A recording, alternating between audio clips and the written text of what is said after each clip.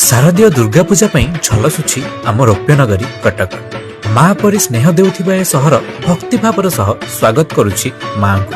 भिन्न रंगर आलोकमाल सजई हुई आम सहर शोइबा भूली जाइछि। कुहाजाए 1512 रु 1517 मसीहा मध्य कटक विनोद बिहारी ठारे प्रथमे दुर्गा पूजा आरंभ होइतिला श्री चैतन्य देवଙ୍କ द्वारा काठजोड़ी नदी कूल।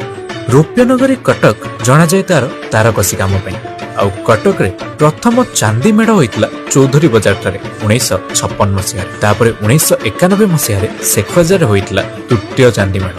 माँकर सर्वबृहत चांदी मेढ़ ओजन अनुसार हुए चाउलियागंज ठारे। अलिसा बजार चांदी मेढ़ विश्व वाणिज्य मेला रे पुरस्कृत होइतिला।